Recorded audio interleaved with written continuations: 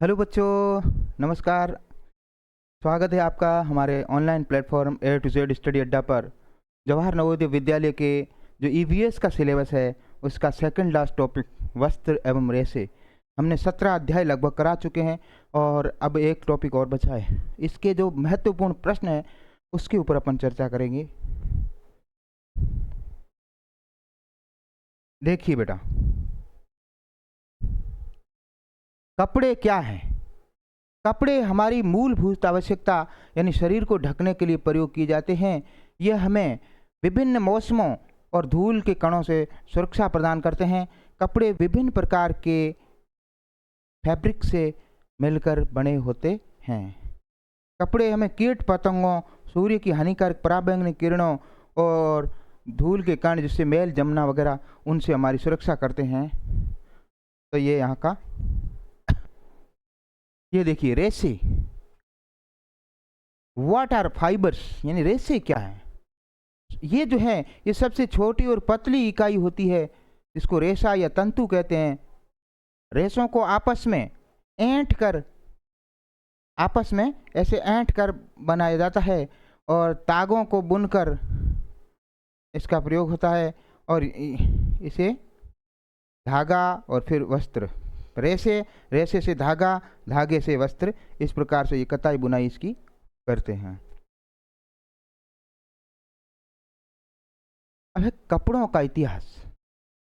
भाई प्राचीन काल में जब मानव का शुरू हुआ था उस समय तो व्यक्ति नंगा था, फिर पेड़ों की पत्तियां या इस प्रकार से वो शरीर ढकता था। उसके बाद धीरे धीरे आविष्कार हुए तो वो कपड़े की आवश्यकता हुई। तो प्राचीन काल में मनुष्य के शरीर को ढकने के लिए बड़े बड़े वृक्षों या पशुओं की स्किन का प्रयोग होता। पहले छाल या उसकी पत्तियां, उनका, फिर स्किन का प्रयोग हुआ जानवरों के। फिर कृषि समुदाय बसने के बाद मनुष्य ने टोकरियां बनाना सीखा। सिलाई की सुई के आविष्कार के बाद जाकर के इसका कपड़े का प्रचलन आया। भारत में प्राचीन काल में गंगा नदी के समीपवर्ती क्षेत्रों में कपास उगाई जाती थी। कपास कहाँ उगाई जाती थी? गंगा नदी के जो आसपास का क्षेत्र है वहां पर। अब रेशों के प्रकार, टाइप ऑफ रेशा फाइबर्स, जैसे उदाहरण के लिए सूत यानी कपास, फिर पटसन, फिर ऊन, फिर रेशम, नायलॉन, पॉलिस्टर, एक्रिलिक। प्राकृतिक रेशे पर्यावरण अनुकूलन और जैव निम्नीकरण होते हैं। कुछ इसमें अक्सर जो है ओवरलैप हो गए हैं। पादप रेशे या कपास, कॉटन। कपास के लिए काली मिट्टी, कौन सी मिट्टी बेटा? प्रश्न बहुत इंपॉर्टेंट है। कपास के लिए सर्वाधिक मिट्टी कौन सी प्रेफर होती है? काली मिट्टी। कौन सी? काली मिट्टी। और कपास के फल को, ठीक है ना, कपास बॉइल्स या कपास की मोड़बा ऐसी कहते हैं। पकने पर ये गोलक विकसित होकर कपास गोलक कहते हैं। क्या कहते हैं? कपास के फल को कपास गोलक।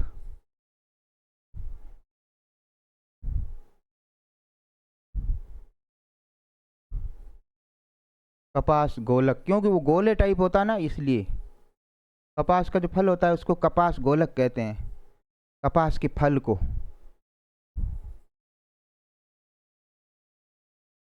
किसको? कपास के। कपास के फल को कपास गोलक कहते हैं। पकने पर ये गोलक विकसित होकर फट जाते हैं। जब कपास का वो गोलक पूरा पक जाता है तो फट जाता है और वहां से फिर तंतु से ढके दिखाई देते हैं। काली मिट्टी को रेगुर मिट्टी भी कहते हैं। बेटा ये भी अच्छा प्रश्न है। दूसरा, काली मिट्टी का दूसरा नाम क्या है? काली मिट्टी का दूसरा नाम मैं बता दूं तो क्या है? जैसे तुम लिख देंगे रेगुर मिट्टी। कौन सी मिट्टी? रेगुर मिट्टी। ये गुजरात, महाराष्ट्र में आपको। अब ये देखो गोलक तुम्हें दिख रहे हैं, कपास की इमेज में भी दिख रहे होंगे। तो ये जो गोलक हैं ये पक जाते हैं तो फट जाते हैं, फिर इनमें से तंतु और फिर वो कपास को प्राप्त होता है। अब है कपास ओटना एवं कताई, गिनिंग एंड स्पिनिंग, है ना। कपास ओटना ये क्या है? पृथक करने की प्रक्रिया, यानी जो कपास को अलग करने की प्रक्रिया होती है ना। कताई के साधन कौन से हैं? महात्मा गांधी ने स्वतंत्रता चरखे का प्रयोग को लोकप्रिय बनाया था। अब देखिए पटसन या जूट, जूट फाइबर, पटसन ओब्लिक जूट। पटसन रेशा पटसन पादप से प्राप्त किया जाता है, ये देख रहे हो। इसकी खेती पश्चिम बंगाल, बिहार और असम में होती है ना। और तनों को कुछ दिनों तक जल में डुबोकर गलाया जाता है। इसकी तने कुछ दिनों तक जल में रख के गलाया जाता है, उसके बाद इसमें से जूट प्राप्त करते हैं। जानतव रेशा या ऊन, जानतव रेशा कौन सा है बेटा? ऊन। ऊन का दूसरा नाम है जानतव रेशा। ऊन भेड़, बकरी, याक तथा ऊंट के कोमल बालों से प्राप्त होती है। यह है ऊन के रेशे होते हैं जो गर्मी को बाहर नहीं निकलने देते। जैसे अपन सर्दी ऋतु में ऐसे ऊनी वस्त्र पहनते हैं ना। उत्कृष्ट पश्मीना शॉल जो कश्मीर की प्रसिद्ध है, वो बकरी के बालों से, कोमल बकरी के बालों से बनाई जाती है। अब है गाय की ऊन, तिब्बत और लद्दाख में प्रचलित है। गाय की भी ऊन है जो लोग यूज लेते हैं। अंगोरा ऊन अंगोरा खरगोश से प्राप्त होती है। प्रश्न आ सकता है, अंगोरा ऊन, अंगोरा ऊन, बहुत शानदार प्रश्न है। अंगोरा ऊन किससे प्राप्त होती है ना। तो इसका आंसर तुम लिखेंगे खरगोश। क्या लिखेंगे बेटा? खरगोश, है ना। इस प्रकार से बहुत ही इंपॉर्टेंट इसमें से बातें निकल के आ रही है। अब जानतव रेशा यानी रेशम या सिल्क। रेशम के रेशे जो रेशा कीट के कोकून से प्राप्त होती है। इस प्रकार का कोकून जो होता है, या रेशम कीट पालन को सेरीकल्चर कहते हैं, है ना। रेशम कीट शहतूत और रेशम की खोज सबसे पहले प्राचीन चीन में हुई थी। यह प्रोटीन से निर्मित होता है। अब धागे से वस्त्र, धागे से वस्त्रों की बात करते हैं तो ये क्या है?